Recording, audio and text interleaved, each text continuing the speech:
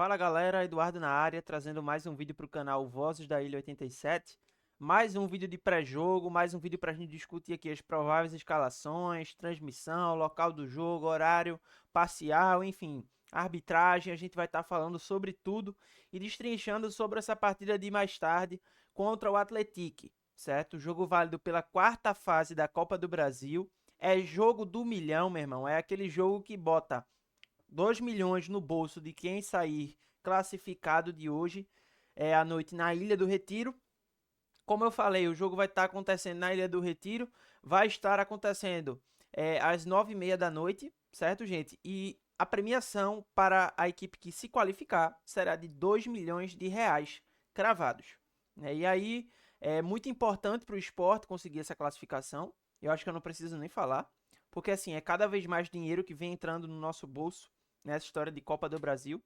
O esporte não avança dessa terceira fase, né? Porque o Sport agora tá jogando direto na quarta, mas o Sport não passa dessa fase desde 2023, quando eliminou o Coritiba e logo na sequência foi eliminado pro São Paulo nas oitavas.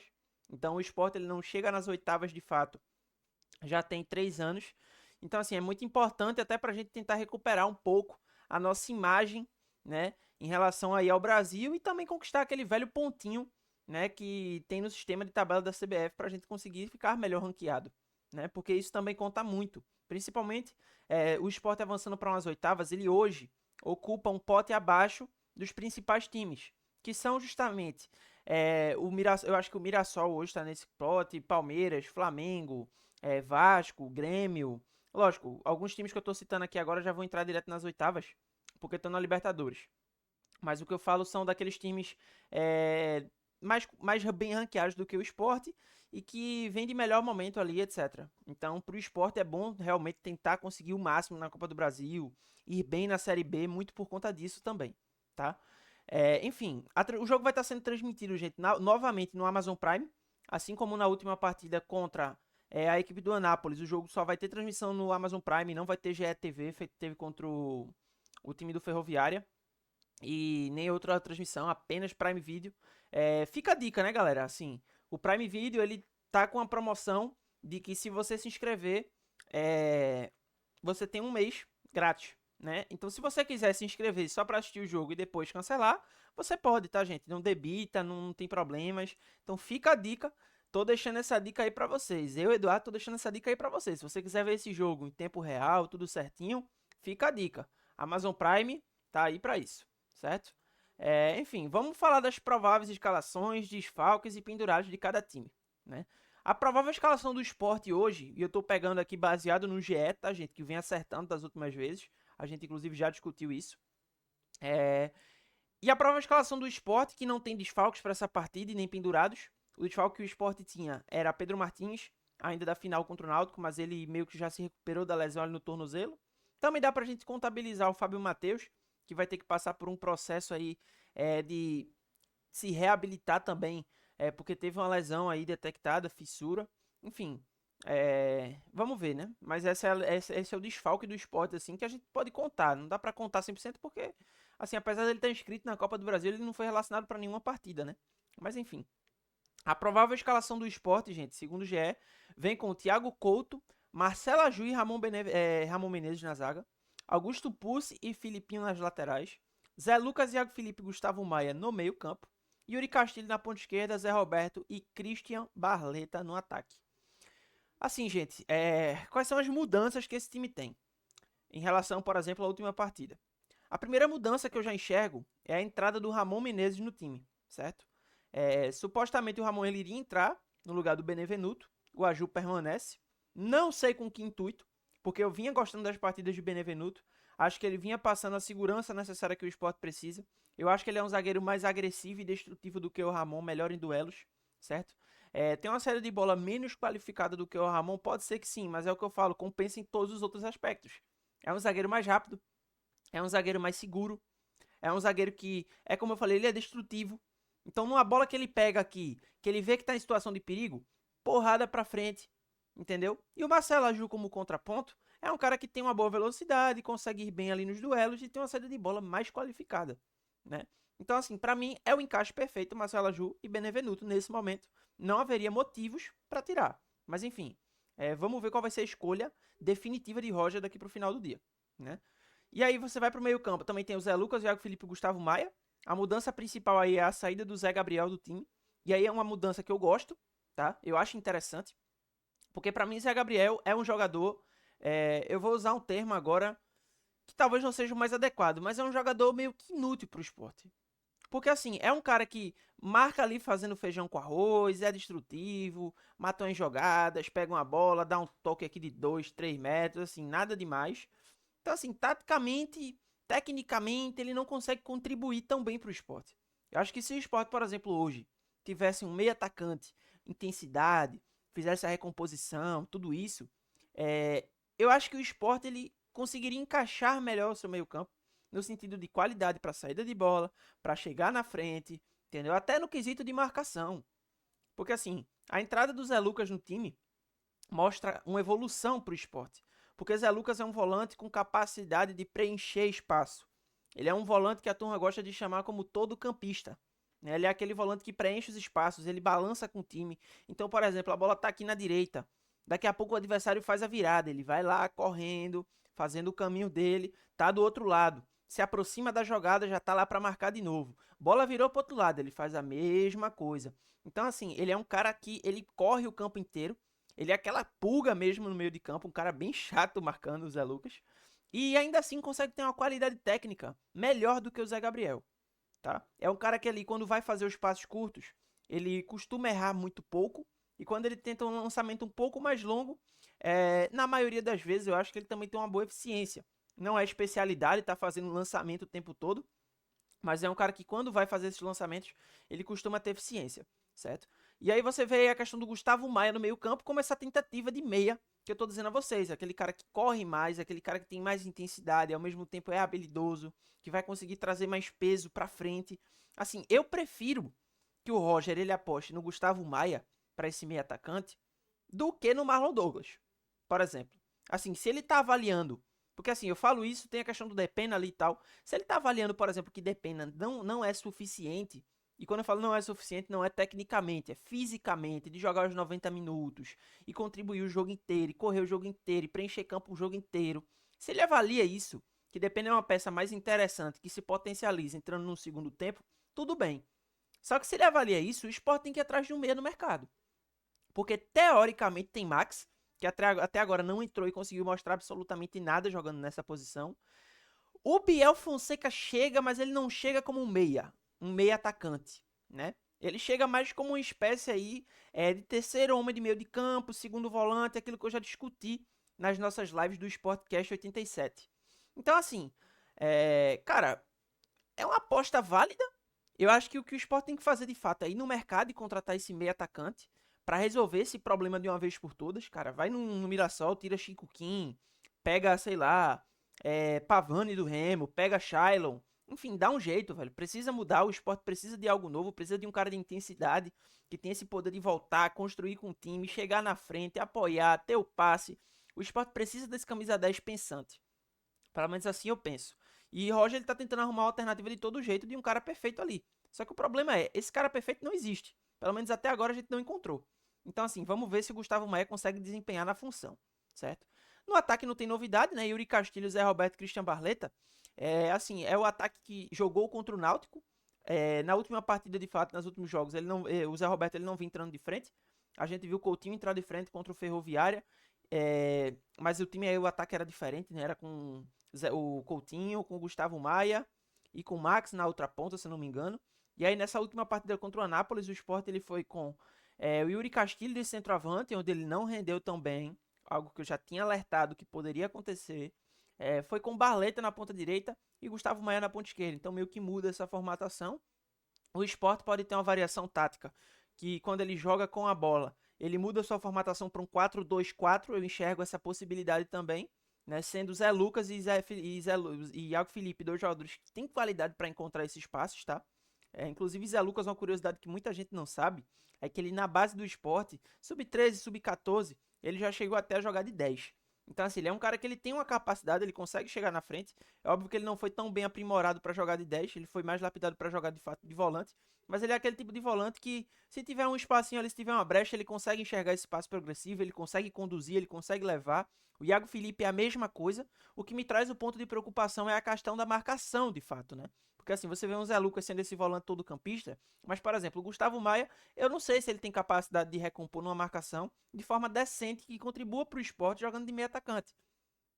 Tá? O Iago Felipe é um cara que tem uma certa dificuldade de marcação também, principalmente em duelos ali de 1 contra 1. Então, assim, fica muito essa dúvida de como é que vai ser a marcação do esporte, né, cara? O Atlético é um time de mais qualidade do que o Náutico, por exemplo. Então, pra mim, o Atlético ele chega de fato como o jogo mais difícil da temporada do esporte até agora. Então, assim, vai ser um verdadeiro grande teste. O Roger tá apostando em algumas coisas, como a entrada do Ramon Menezes, como a entrada do Gustavo Maia e sacar o Zé Gabriel. Tá metendo o Zé Roberto lá de centroavante, que eu não considero aposta. Pra mim, o ataque titular do esporte tem que ser esse. Tem que ser Zé Roberto de 9, Yuri Castilho de ponta esquerda, Barleta na direita. Por quê? Porque Zé Roberto, apesar de não viver uma fase boa no setor de finalizar, de fazer o gol, que é o que a gente muito cobra do centroavante, ele é um cara que, diferente de Coutinho, pelo menos contribui para o jogo jogado. É um cara que volta, se associa, abre espaço para o Yuri Castilho atacar o espaço. Então, assim, é algo que, por exemplo, o Coutinho ele tem dificuldade no entendimento durante a partida. Então, para mim, Zé Roberto, o esporte ganha mais com o Zé Roberto dentro de campo do que com o Coutinho. Eu acho que vale mais a pena o esporte tentar recuperar esse futebol do Zé Roberto, porque se ele conseguir render o máximo que ele conseguir, e eu até hoje eu acho que ele não conseguiu render esse máximo no esporte, mas eu acredito de fato que se ele conseguir render, ele possa contribuir mais do que Coutinho, que perde gol adoidado, tem uma dificuldade de se associar com o time, entre outros problemas. Mas esse é o time de Roger Silva, esse deve ser o time de Roger Silva, lembrando que são prováveis escalações que o GE posta no site deles. Então, assim, é uma provável escalação, não significa que o esporte vai entrar assim. Daqui para a partida pode ser que mude algumas coisas. Vamos observar e ter calma, né? O time do Atlético de Alex, aquele mesmo que foi jogador do Coritiba, jogou muita bola. Eu não vou nem entrar nesse mérito agora, vamos falar das provas de escalações. A prova de escalação a prova de escalação do Atlético, gente, ela tem algumas situações, né? Ele tá com o pendurado do Ian Lucas, que é um volante. Desfalques, tem o Fabrício Isidoro, o Sidmar, zagueiro. Pra mim, o Sidmar é um zagueiro titular do Atlético, que é um grande desfalque. Rodrigo Gelado e Max. Jogadores aí que eu acredito que são reservas. Assim, olhando para esse time do Atlético, esses são os desfalques e os pendurados. O provável time do Atlético é Jonathan Luiz no gol, Jonathan Ibeleze na zaga, Diogo Batista e Zeca nas laterais, Ian Lucas, Jean Cabezas e David Braga, de meio atacante, Dixon Vera e Juan Assis nas pontas e Ronaldo Tavares fechando o ataque.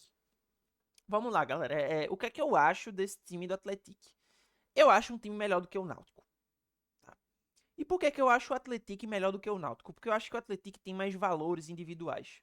É um time com mais experiência. Por exemplo, o Zeca, ele é um jogador que vem de 3 acessos consecutivos. Né? Ele subiu com o Coritiba jogando. Ele sobe com o Coritiba. Se eu não me engano, ele sobe com o Mirassol e sobe com o Vitória. Então são 3 acessos consecutivos de Zeca, por exemplo.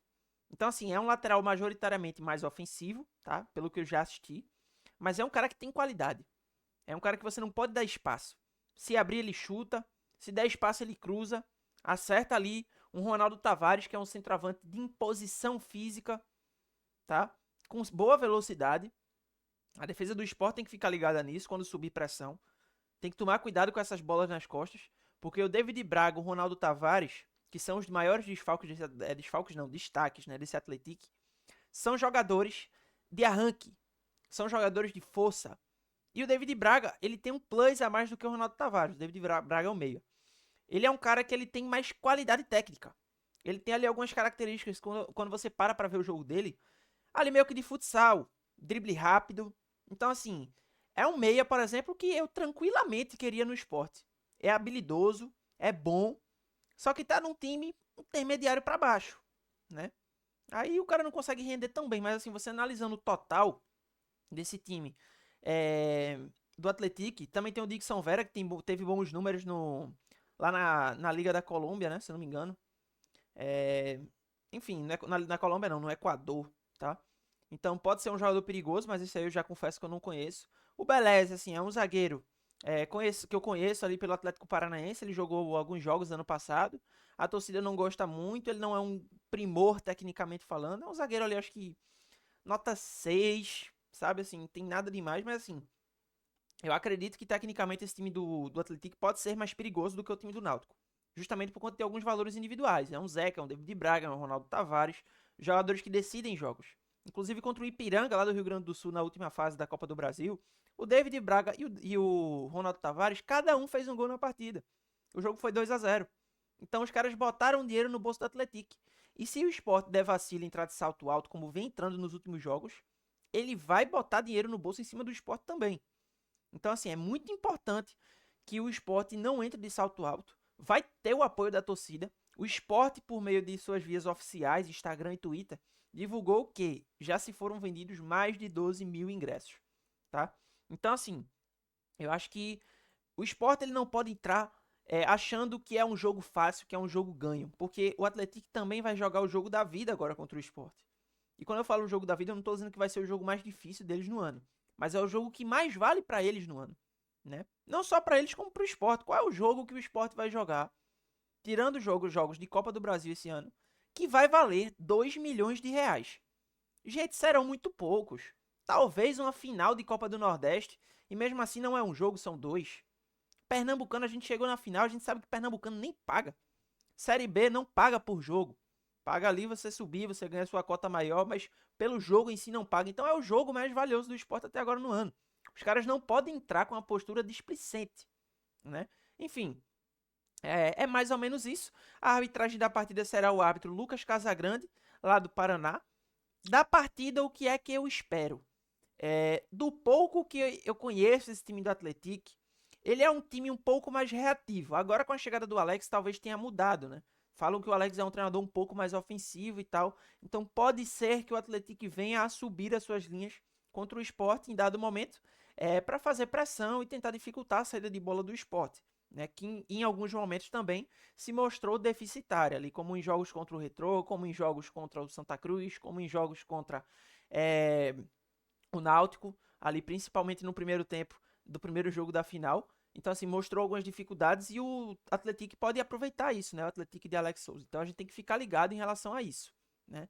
Sobre o Sport é aquilo que eu falei, é fazer o jogo dele, tá? O Sport precisa ir para cima, precisa propor. Não pode se deixar ao luxo, vamos colocar entre aspas, né? Muitas aspas, de tomar o gol primeiro na partida, como tomou contra o Anápolis, porque esse jogo tende a ser muito mais chato. Então, se o Sport me toma um gol, como eu falei, o Atlético é um time chato, é um time perigoso, é um time que tem jogadores que usam muito da imposição física.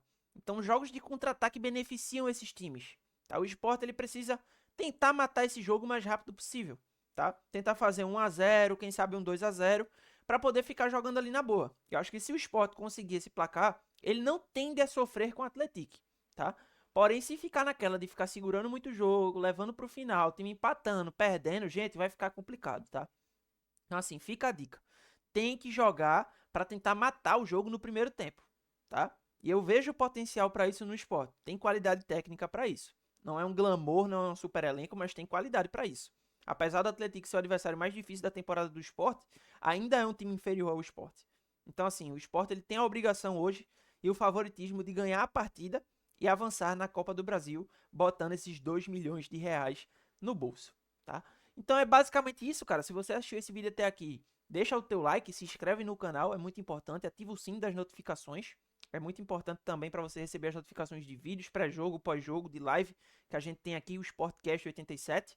Siga também o canal do Sportcast 87, além daqui, que são dois canais colaborativos, né? O Voz da L87 e o Sportcast 87. Ambos fazem lives e são transmitidos nos dois canais. Mas sigam lá para dar uma força, certo? Sigam as redes sociais do Vozes da Ilha 87 também. Tem o Twitter, tem o Instagram e tem o TikTok, além do YouTube, é claro, que você já se inscreveu, que eu sei.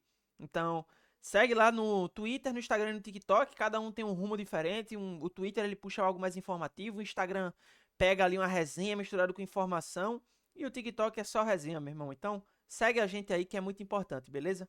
Tamo junto, aquele forte abraço.